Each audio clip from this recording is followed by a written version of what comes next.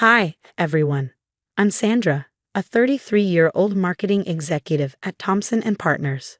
Today, I want to share how I escaped my toxic in-laws and rebuilt my life. Trust me, you'll want to stick around for the ending. 2 years ago, I thought I found my fairy tale. I met Jack Bennett at the annual Children's Hospital Charity Gala. Charming, successful, and seemingly aligned with my values, Jack swept me off my feet. Our whirlwind romance was a dream. Fancy dinners, surprise weekend getaways, and within 6 months, we were married. "You're exactly what this family needs, dear," his mother, Linda, gushed during my first dinner with the Bennetts. Someone bright and modern to shake things up. She welcomed me warmly, offering advice on family dynamics and always wearing a pleasant smile.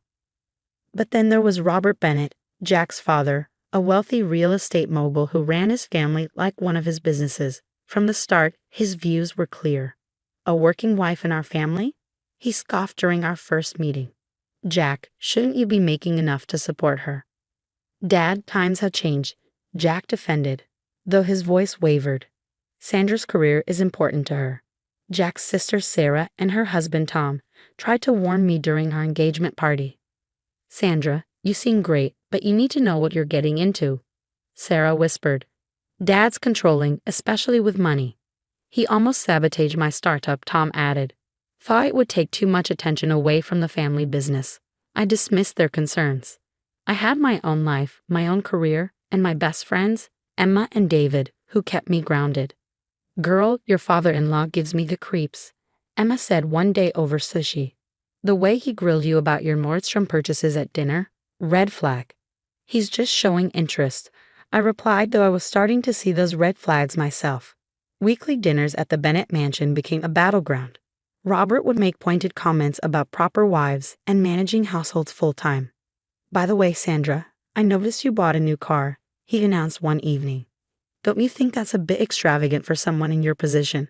"Do you mean my position as a senior marketing executive or as your daughter-in-law?" I shot back. Jack, as usual, avoided eye contact, focusing intently on his mashed potatoes. Linda would try to mediate, her smile strained as she glanced at Robert for approval before speaking. "We're just looking out for your best interests," Robert would say, his smile never reaching his eyes. After these dinners, Jack and I would drive home in silence. "He means well," Jack would finally murmur. "That's just how Dad shows he cares." But I couldn't shake the feeling that I'd married into something far more complicated than I'd imagined. It all came to a head during a family dinner last month. I had just received a major promotion, and Linda insisted on celebrating with my favorite lasagna, despite Robert's disapproval. "I suppose even little achievements deserve recognition," Robert sneered, pushing his plate away. "Though real success comes from building something lasting, like my empire." "My marketing campaign increased client revenue by 40%, I countered. "That seems pretty lasting to me." His face turned red. In one swift motion, he swept his plate off the table, sending lasagna splattering across the expensive dining room floor. "Well, since you're so capable at work," he growled, "why don't you show us how capable you are at cleaning? That's what real wives do." I sat frozen, stunned. Jack just gripped his fork, knuckles white. "Jack," I whispered, pleading. Maybe just help clean up," he muttered. "You know how Dad gets." That night, Linda called me in tears. "I'm so sorry, dear," she sobbed. He's not usually like this." "Actually, he is," Sarah interrupted during our emergency coffee meetup the next morning. Her voice was sharp, her expression grim. "Remember my first husband? Dad basically orchestrated our divorce because he didn't fit the Bennett image. And that's not even the worst part." She pulled out her phone, scrolling quickly. "Tom found something in the company records," she said, pushing the screen toward me. "Dad's been moving money around, including from your joint accounts with Jack." My hands shook as I opened my banking app. Sure enough, large sums had been withdrawn and invested in Robert's projects, all authorized by Jack. "Why did you tell me?" I confronted Jack that evening, holding out the evidence.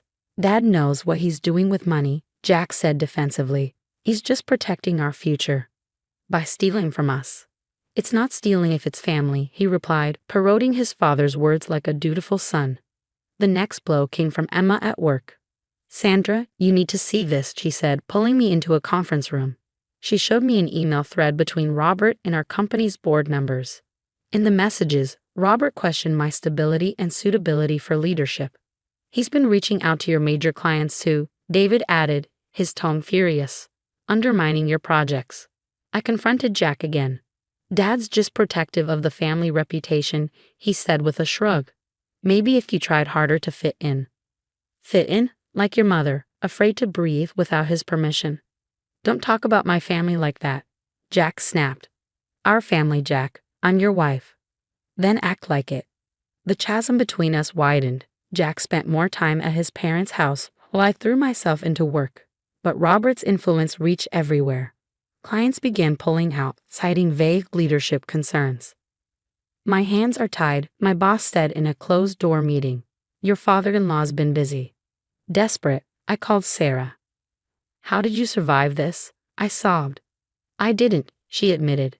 Not until I stopped trying to please him. But Sandra, this goes beyond family drama. Tom found evidence that Dad's been using company funds to bribe city officials. He's running a criminal empire. The next weeks were a whirlwind. Tom unearthed more damning documents, transactions linking Robert to shell companies, money laundering, and fraud. I started keeping meticulous records of every interaction, every email, every comment, every suspicious bank transfer. One afternoon, I found Linda alone in the garden, her hands trembling as she tended to the flowers. I should have warned you, she whispered. 40 years of this. He controls everything, my credit cards, my phone, even my mother's nursing home payments. I tried to leave once, back in '95. He threatened to ruin my brother's business. The final blow came when I checked my personal account, the one I had long before marrying Jack. Nearly $50,000 was gone.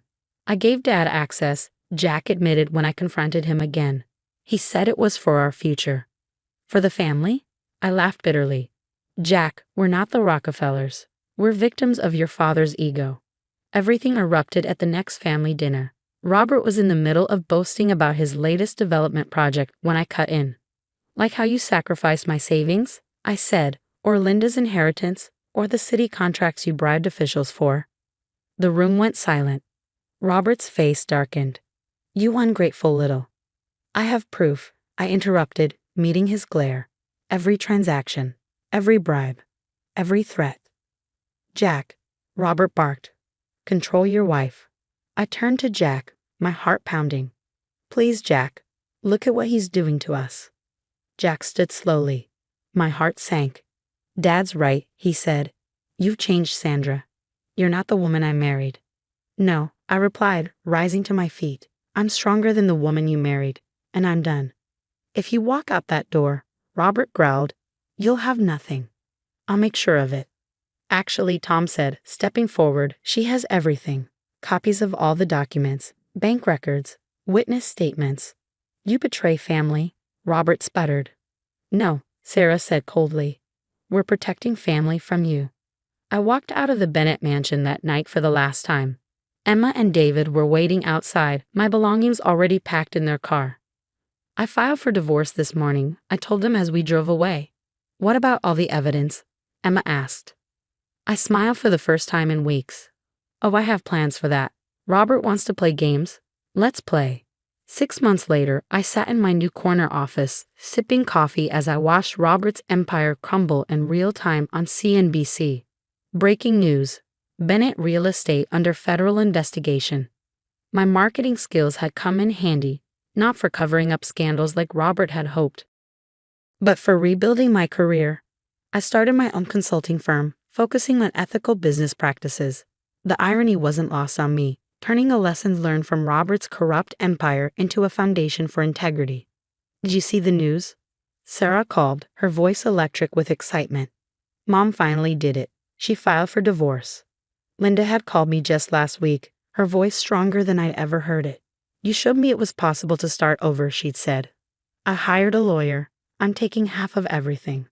My phone buzzed with another text, this time from Jack. Baby, please, Dad's company is falling apart. He's not himself. We need you back. I deleted it without responding. Last I heard, Jack had been fired from 3 jobs after word got out about his role in Daddy's schemes. The evidence Tom and I had uncovered was damning. Fake companies, embezzled funds, and decades of fraud, all exposed. Robert's carefully curated reputation crumbled faster than his bank accounts. "Miss Carson, your 2 o'clock is here," my assistant said, poking her head into my office. "Mrs. Bennett?" I asked. "Miss Linda Matthews now," she corrected with a smile. Linda looked years younger as she stepped into my office. She sat across from me, her posture poised and her eyes bright. "I never thought I'd be starting over at 60, she said. "But here I am. Will you help me sort out my finances?" "Of course," I replied warmly. That's what family does, real family. Later that evening, I joined my family for our weekly dinner. It was nothing like those tense nights at the Bennett mansion. Around the table, Sarah, Tom, Emma, and David raised their glasses. "To karma," Emma toasted, grinning. "To freedom," Linda added, her smile radiant. My phone lit up with a news alert. Bennett Real Estate CEO Robert Bennett faces criminal charges. I glanced outside where the sun was setting, painting the sky in rich hues of orange and pink. My new campaign had launched a rave reviews. My firm was thriving. Next week, I was scheduled to speak at a women's empowerment conference about financial independence and resilience. "You know," Linda said as we strolled to grab dessert, "I wasted 40 years being afraid. You saved me from wasting 40 more." I squeezed her hand, my heart full. Robert had tried to destroy me, but instead he'd made me stronger. He thought family was about control. He never understood that real family is about love. And love, unlike his empire, was something he couldn't corrupt. What would you do if you discovered your spouse was helping their parents steal your savings? Would you try to save the marriage or, like me, recognize the betrayal as too deep to forgive? Share your thoughts in the comments below.